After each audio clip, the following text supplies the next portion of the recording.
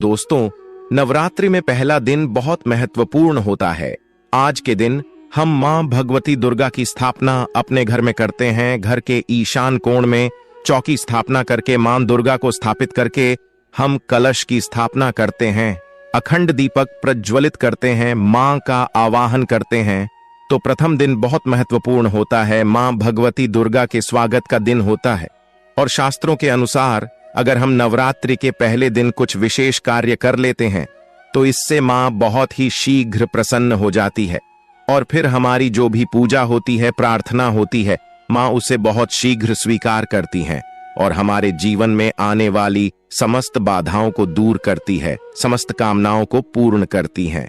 तो आज की वीडियो में हम आपसे बात करने वाला हूं कि नवरात्रि के पहले दिन हमेशा क्या करें जिससे कि मां की कृपा हमें बहुत शीघ्र मिल जाए और हमारे जीवन में सुख, समृद्धि, धन, वैभव की प्राप्ति हो, संतान की प्राप्ति हो, या फिर अगर किसी भी विशेष कामना से अपनी मां की पूजा आराधना कर रहे हैं, कोई भी आपकी ऐसी कामना है जो चाहते हैं कि मां शीघ्र ही पूर्ण कर दे, तो नवरात्रि के दिन मां को शीघ्र प्रसन्न करने के लिए आपको इन 9 बातों का ध्यान जरूर रखना चाहिए।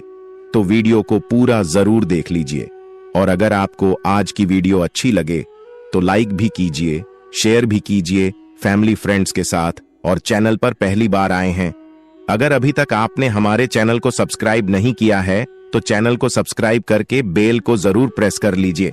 इससे यह होगा कि इस तरह की सभी वीडियो के नोटिफिकेशन आपको सही समय पर प्राप्त हो जाएगा। बात करें कि नवरात्रि के पहले दिन हमें पहला कार्य करना चाहिए कि घर की छत पर आज हमें झंडा जरूर लगाना चाहिए। झंडा मतलब ध्वजा, लाल रंग का त्रिकोण झंडा होता है और उसके ऊपर बना हुआ हो जय माता दी लिखा हुआ हो। ये मार्केट में बहुत आसानी से मिल जाते हैं, नहीं तो आप घर पर भी स्वयं से बना सकते हैं। तो एक झंडा त्रिकोण आप लेकर मां को पहले दिन उनके चरणों में अर्पित कीजिए। जब पूजा कर रहे हैं सुबह, तो उसके बाद पूजा के बाद वह झंडा अपने घर की छत पर लगा दीजिए। इस झंडे को घर के ईशान कोण में यानी कि उत्तर पूर्व के कोने पर, अगर वहां पर जगह ना हो तो आप उत्तर दिशा में इस झंडे को लगा सकते हैं, जहां भी आप ये ध्वजा लगाते हैं। इसके साथ आप ध्यान रखें कि आप वहां पर एक दीपक जरूर प्रज्वलित करें। झंडा लगाते समय इससे क्या होगा, इससे यश की वृद्धि होती है। ऐसे लहराता हुआ झंडा आपके घर पर शुद्धता की सूचना है। इसलिए आज नवरात्रि के पहले दिन आज आपको अपने घर के ईशान कोण में एक लाल रंग का झंडा जरूर लगाना चाहिए। अगला जो कार्य है नवरात्रि में पहले दिन आपको जरूर करना है, वो है घर के मुख्य द्वार पर तोरण लगाना। तोरण क्या होता है? देखिए, आम के पत्ते लीजिए। जब हम पंचपल्लव के लिए भी आम का पत्ता लेते हैं, वहीं आम का पत्ता चाहिए हमें, और थोड़ा सा अधिक मात्रा में आप लेकर आइए। उसे साफ धो लीजिए। धोने के बाद उस पत्ते के ऊपर आपको श्री लिखना, पत्ते पर आपसी में लिखे, और जितना भी बड़ा आपका मुख्य द्वार हो उसके अनुसार एक धागा लेकर, और लाल धागा ले सकते हैं, पीला धागा ले सकते हैं, इस प्रकार से किसी भी रंग का धागा लेकर आप इन सभी पत्तों को एक माला के स्वरूप में बना लीजिए और उसके बाद यह अपने घर के मुख्य द्वार पर लगा दीजिए। श्री पत्तों पर कुमकुम से लिख दीजिए या हल्दी से लिख दीजिए, इसी लगा दीजिए। इससे क्या होगा कि जब भी आप किसी दरवाजे पर कहीं तोरण लगा हुआ देखते हैं, आपको क्या लगता है?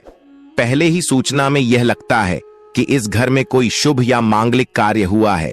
तो घर पर लगा हुआ तोरण, घर के मुख्य द्वार पर लगा हुआ तोरण आपके घर में शुभता की सूचना देता है, मांगलिक कार्य की सूचना देता है, इस बात की सूचना देता है कि आपके घर में देवी विराजित हैं।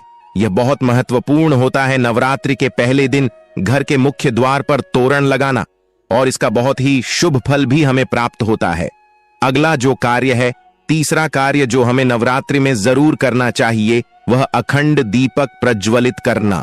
देखिए, अगर घर में हम अखंड दीपक प्रज्वलित करते हैं तो अखंड दीपक प्रज्वलित करने से मन की कोई भी इच्छा हो, अगर आप सोचकर और मन में धारण करके अखंड दीपक प्रज्वलित करते हैं तो आपकी कामना बहुत शीघ्र पूर्ण होती है।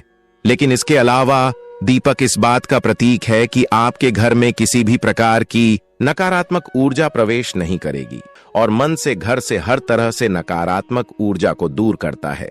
दीपक इसलिए अखंड दीपक नवरात्रि में पहले दिन से लेकर और नवमी तिथि तक प्रज्वलित किया जाता है, जिससे कि शुभता का घर में वास हो, सकारात्मक ऊर्जा का घर में वास हो। और जहां पर सकारात्मक ऊर्जा होती है वहां पर सुख, समृद्धि, धन, वैभव की प्राप्ति होती है। मां भगवती वहीं वास करती है जहां सकारात्मक ऊर्जा रहती है। इसलिए हम घर के मुख्य द्वार पर तोरण लगा रहे हैं, ताकि बाहर से मुख्य द्वार से किसी भी प्रकार की नकारात्मक ऊर्जा हमारे घर में प्रवेश न करें। इसके अलावा जब हम दीपक प्रज्वलित कर रहे हैं तो हमारे विचारों में किसी प्रकार की नकारात्मक ऊर्जा ना हो, इसके लिए हम प्रज्वलित कर रहे हैं। जब हम पूजा प्रार्थना कर रहे हैं, मंत्र जप कर रहे हैं, निर्विघ्न उसे हम पूर्ण कर पाएं, इसके लिए अखंड दीपक प्रज्वलित किया जाता है। लेकिन अगर आप किसी भी कारणवश अखंड दीपक प्रज्वलित नहीं कर पाते हैं तो सुबह शाम दोनों समय जब मां की आराधना करें तब आपको शुद्ध घी का दीपक जरूर प्रज्वलित करना है। और सुबह शाम दोनों समय अपने घर में लौंग और कपूर की आरती जरूर कीजिए, जिससे कि घर में नकारात्मक ऊर्जा ना रहे और घर में सकारात्मक ऊर्जा का वास बना रहे। अगला जो कार्य है नवरात्रि में आपको जरूर करना चाहिए वह कलश की स्थापना। और देखिए, दीपक में एक और बात का ध्यान रखें, फिर हम कलश की स्थापना की बात करते हैं।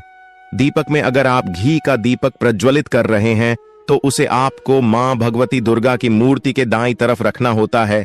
और अगर आप तेल का दीपक प्रज्वलित करते हैं तो मां भगवती दुर्गा के बाईं तरफ आपको तिल तेल का दीपक रखना चाहिए।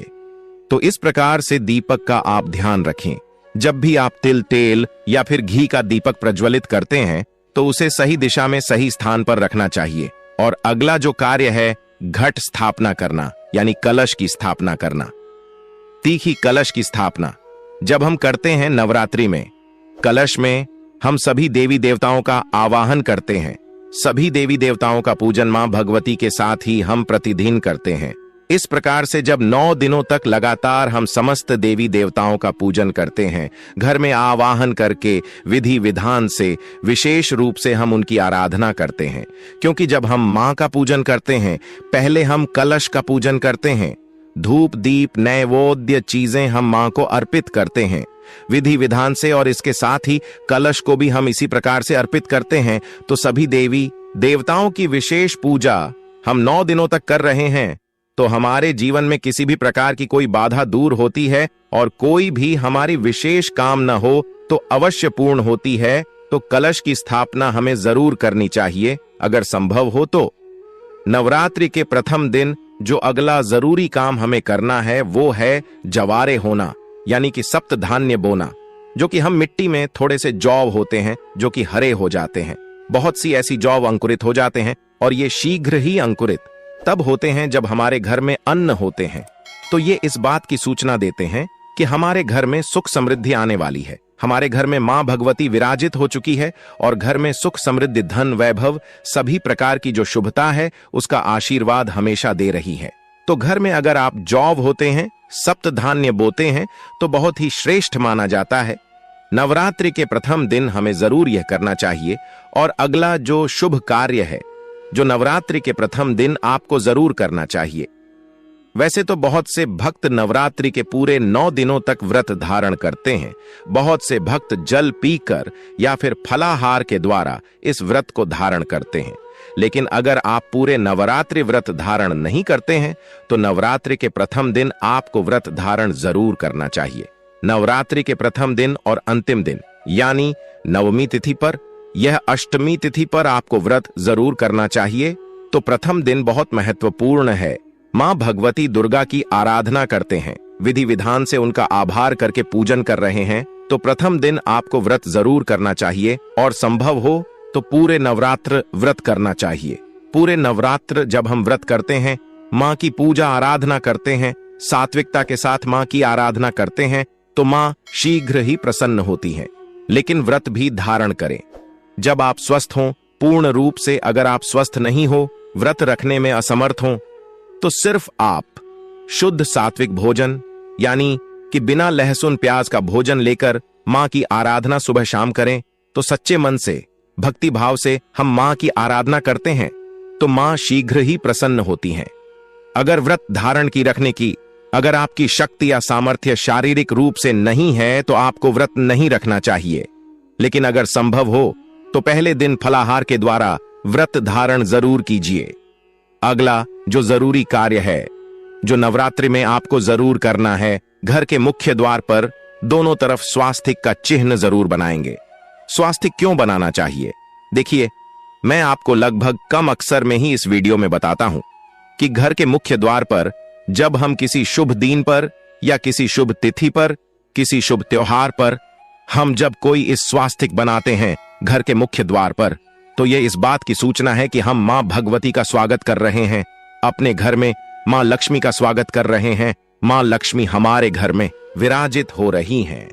तो इसलिए मां का स्वागत के लिए मुख्य द्वार के दोनों तरफ आपको हल्दी या फिर कुमकुम के द्वारा स्वास्तिक बनाना चाहिए।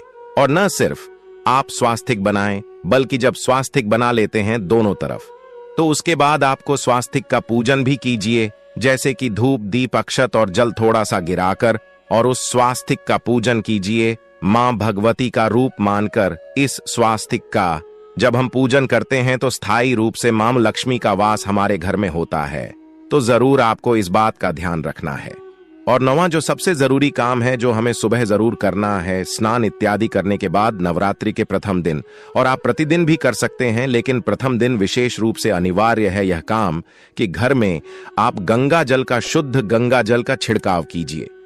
गंगा जल न हो तो आप शुद्ध जल भी अभिमंत्रित करके, जैसे मां भगवती के पास अब थोड़ी देर तक उस जल को रख दीजिए।